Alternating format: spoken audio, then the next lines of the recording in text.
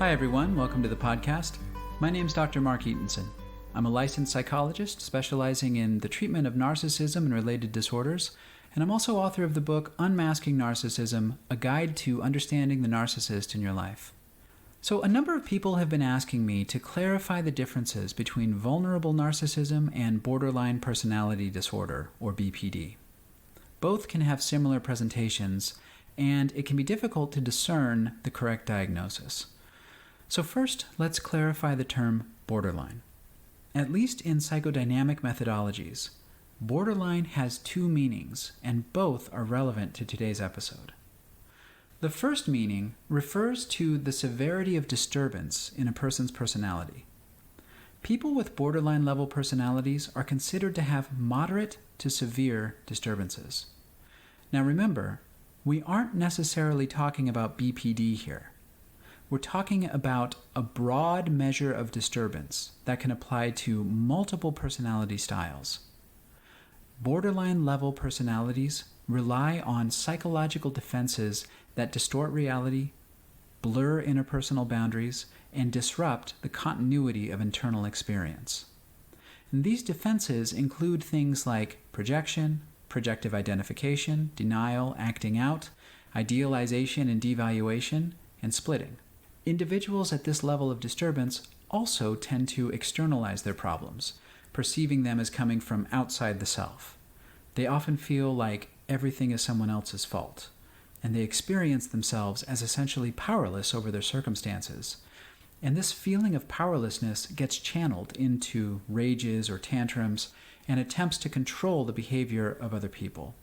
But they can also descend into spirals of self-hatred and self-loathing that can lead to self-injury and even suicide. Now, these sorts of issues can be found in anyone with a borderline level personality organization, regardless of their personality style. It's a bit confusing, but just think of borderline as referring to someone being on the, quote, border between severe personality disturbance and mild to moderate personality disturbance. For someone to have a personality disorder, their disturbances must be at or below the borderline level of severity. So let's do a couple of examples to illustrate. Let's say that person 1 has a narcissistic personality style, but they're functioning pretty well. They're flexible, they have good insight concerning themselves and other people, they have good distress tolerance, and they don't rely on reality-distorting defenses. We would say that that person is functioning above the borderline level, and therefore that they don't have a personality disorder. We'd say that they just have some central insecurities about self-esteem that are relatively well managed. Now, let's say that another person also has a narcissistic personality style, but their issues are more severe. Their perception of themselves is distorted, their moods fluctuate between extreme highs and lows, and they're hypersensitive to feeling ashamed, blamed, or humiliated. And perhaps more importantly, let's say that they hold other people responsible for those feelings. Let's say that they also idealize and devalue other people, act impulsively, and fly into rages, but then later act like nothing happened. We would say that that person is functioning at the borderline level, and therefore that they have NPD, or narcissistic personality disorder. Essentially, they have the same personality style, the same central issues and insecurities as the first person, but the disturbances are much more severe. People functioning at the borderline level often have numerous comorbidities, like depression, anxiety, and substance use. And if you think about it, that makes sense. Someone who has an unstable identity and unstable moods and who feels powerless or out of control will likely develop issues like depression and anxiety over time. And they're also more likely to self-medicate with drugs and alcohol. Okay, so that was the first meaning of borderline, as a broad measure of disturbance in the personality. Now the second meaning refers specifically to borderline personality disorder, or BPD. Individuals with BPD tend to experience others as either too close or too distant, and they have trouble feeling comfortable with any amount of intimacy. If someone's too close, then the person with BPD feels impinged upon or even taken over, and they tend to react with severe anger designed to reestablish a boundary.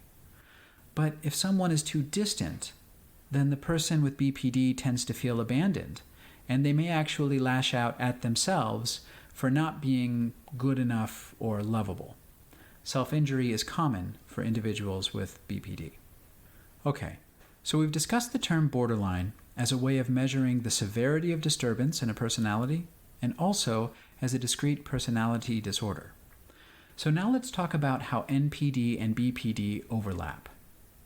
So for one, they're both personality disorders, and that means that people with either NPD or BPD are functioning at the borderline level. They both rely on similar ways of defending themselves from unwanted experience. They use projection, projective identification, denial, idealization and devaluation, and splitting. They both have problems with self-image and confusions about the boundaries between the self and others. They both want to feel loved and admired and are also hypersensitive to feeling rejected. And they also tend to externalize blame for their problems, to act impulsively, and to have low thresholds for distress tolerance. The main difference is that in NPD, there's typically a compensatory false self. And that's a part of the personality that's been split off from deeply felt feelings of insecurity and not being good enough. The false self strives for perfection, and narcissists seek constant infusions of positive regard and admiration in order to keep the false self in working order. And in this way, they're actually quite dependent on other people for basic self-esteem. And this dependency threatens the false self, which leads to further internal compartmentalizations, denial, and splitting. Now, in vulnerable narcissistic states, when the cracks in the false self begin to show, the underlying issues in the personality become more apparent. The self-image goes from defensive superiority to instability and depletion. Instead of self-assuredness, there may be extreme self-doubt. Instead of charm and charisma, social anxiety. The symptoms of vulnerable narcissism look a lot like BPD, but that's because of the underlying borderline level personality organization common to both.